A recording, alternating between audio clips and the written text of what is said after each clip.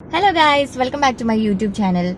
ഇന്ന് നമ്മുടെ അമ്മ പോണ ദിവസം കേട്ടോ. അപ്പോൾ ഇതേ സൈഡാക്കിയിട്ട് പനനുങ്ക് മേടിക്കാൻ വേണ്ടി വന്നിരിക്കുക. അപ്പോൾ ഞാൻ കുഞ്ഞ് വ്ളോഗായിട്ട് എടുക്കാമെന്ന് വെച്ചിരിക്കുക. സൺഡേ ആയതുകൊണ്ടാണോ അറിയില്ല ഗൈസ്, എവിടെയും പനനുങ്ക് കിട്ടാനില്ല. അവസാനം നമ്മൾ കണ്ട് താപ്പി പിടിച്ചു. പനനുങ്കൊക്കെ മേടിച്ചത് അച്ഛൻ പൈസ കൊടുക്കേണ്ടത്. അച്ഛനാണ് ആ കറുത്ത ഷർട്ട് ഇട്ട് നിൽക്കുന്നത്. നിങ്ങൾ കണ്ടോ? കണ്ടില്ലേ? ഇതേ ബാക്കിൽ കുറേ സാധനങ്ങളുണ്ട്. നിങ്ങളിത് കണ്ടാൽ വിചാരിക്കാം അമ്മ നാളെയാണ് പോണേ. അല്ല, ഇന്നാണ് പോണേ. ഇന്ന് നമുക്ക് വീട്ടിൽ എത്തിയിട്ട് വേണം ഈ സാധനങ്ങളൊക്കെ പാക്ക് ചെയ്യാൻ. ഇതൊക്കെ നേഹയ്ക്ക് തിന്നേണ്ട ഐറ്റംസ് ആട്ടോ. അതേ കാർട്ടൺ ഉണ്ട്.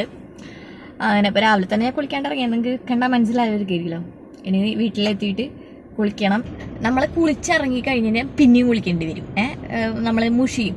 അപ്പോൾ ഇപ്പം തന്നെ എല്ലാം മുഷിഞ്ഞ് വീട്ടിലെത്തിക്കഴിഞ്ഞ് കുളിച്ച് ഫ്രഷ് ആയിട്ടിരിക്കുക. അതാണ് എൻ്റെ ടെക്നിക്ക്. വേറെയൊന്നും ഇല്ലായിരിക്കും. നമുക്കും അങ്ങനെ വലിയ. എനിക്ക് 2-3 ദിവസം മുമ്പ് ഒരു വിഷമമൊക്കെ വന്ന്, പക്ഷെ ഞാനത് ആരോടും പറഞ്ഞില്ല. ഞാൻ ഉള്ളിൽ കടിച്ചമർത്തിയ ആ വിഷമം. അച്ഛൻ്റെ സാധനങ്ങളൊക്കെ മേടിച്ചുകൊണ്ട് വന്നു. അതിൻ്റെ ഇടയിൽ ഒരാളെപ്പോഴും ഡൗട്ട് ചോദിച്ചു ഞാൻ വണ്ടി ഓടിക്കണത് എങ്ങനെയാണ്. ചെരുപ്പിടാണ്ടാണ് ഞാൻ വണ്ടി ഓടിക്കുന്നത്. ചെരുപ്പ് ദേ ഈ സൈഡിൽ വെച്ചിട്ടുണ്ട് കേട്ടോ ഗൈസ്. ഇപ്പോൾ വേറെ ഒന്നുമില്ല, നമുക്ക് വീട്ടിൽ എത്തിയിട്ട് കാണാം. ദേ പനനുങ്ക് തപ്പി കണ്ടുപിടിച്ചു.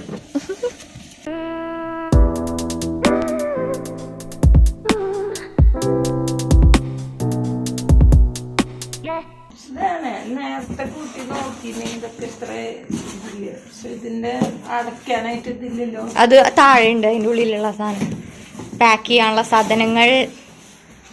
വിശന്നിട്ട് ഞാൻ മേടിച്ചു ഒരു ചീറ്റോസ് ചീസ് പഫ്. പണ്ട് കഴിച്ചിട്ടുണ്ട്, ഇപ്പൊ കുറെ നാളെ കഴിച്ചിട്ട്.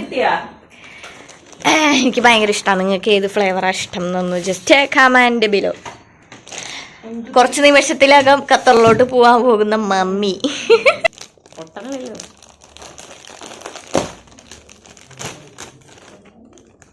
അയ്യോ, ലോക്കലായി പോയി.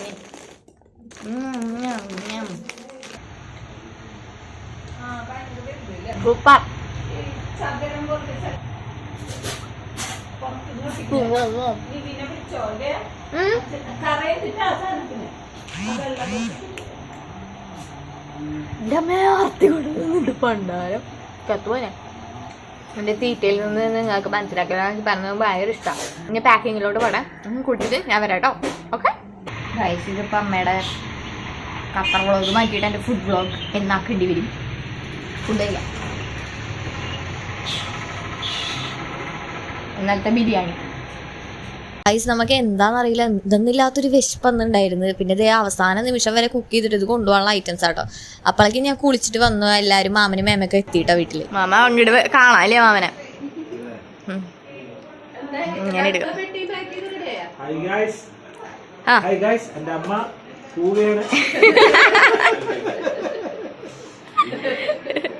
നിന്റെ മറ്റേ വീഡിയോ അങ്ങനെ ഉണ്ടാക്കിയ സാധനങ്ങളൊക്കെ നമ്മൾ പാക്ക് ചെയ്ത് പക്കായിരുന്നു കേട്ടോ. പാക്കിങ് നേരെ അമ്പലത്തിൽ പോയിട്ട് എൻ്റെ അടുത്ത് അമ്പലത്തിൽ പോകാൻ പറഞ്ഞിട്ടുണ്ടായിരുന്നു.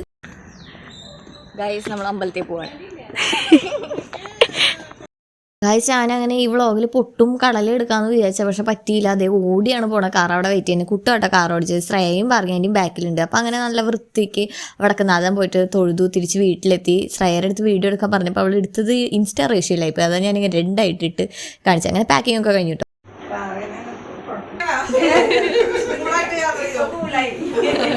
ഗൈസ്, അങ്ങനെ എല്ലാവരും ഇറങ്ങി. മാമനും പാപ്പനും കൂടിയിട്ട് കാറിൽ കാർട്ടണെല്ലാം പാക്ക് ചെയ്തു കേട്ടോ. അമ്മയുടെ ഫസ്റ്റ് ഫ്ലൈറ്റ് ആയതുകൊണ്ട് നമ്മൾ നേരത്തെ ഇറങ്ങി. അധികം ലേറ്റായി റിസ്ക് ആവണ്ടല്ലോ എന്ന് വെച്ചിട്ട്. ഭാഗ്യം പെട്ടില്ല എന്നുള്ളൂ. പിന്നെ പോണ വഴി നല്ല പള്ളിപ്പെരുന്നാളുടെ വെടിക്കെട്ടും ട്രാഫിക്കും ഒക്കെ കിട്ടി.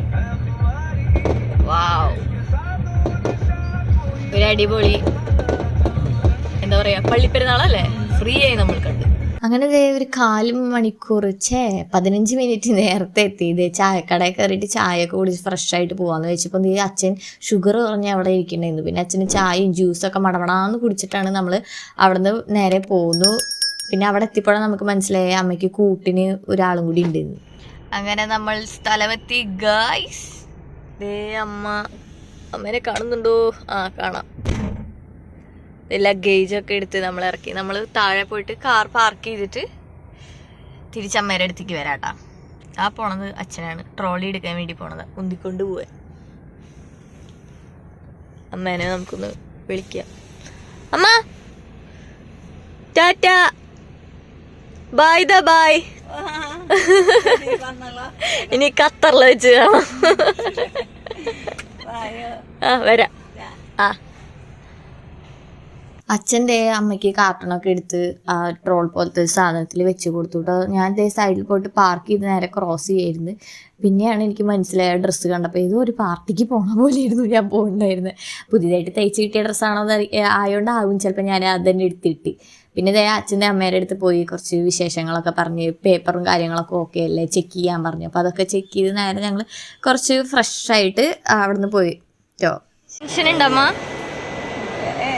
ഇല്ല, കൂളാ. റസീനേച്ചി ഉണ്ടല്ലോ, ആ കൂട്ടിന് റസീനേച്ചിനെ കിട്ടിയത് തന്നെ വലിയ ടെൻഷൻ ഇല്ല അല്ലേ? കണ്ടിട്ടില്ല, ആദ്യമായിട്ടാ കാണാൻ പോണേ. ഫ്ലൈറ്റിൽ എക്സ്പീരിയൻസ് ചെയ്യണതിനെ കുറിച്ച് എന്താ, ഇവിടെ നാട്ടിൽ നിന്ന് വിട്ടു പോണതിന് എന്താ അഭിപ്രായം? അച്ഛനെ പിരിയാൻ ബുദ്ധിമുട്ടുള്ളതുകൊണ്ടാണ്. ഓ സന്തോഷമായി. നോക്കാം അച്ഛനെ നോക്കാം. ഞങ്ങള് നാട്ടില് ചില്ലായിരിക്കും അല്ലേ അച്ഛാ? അതെ,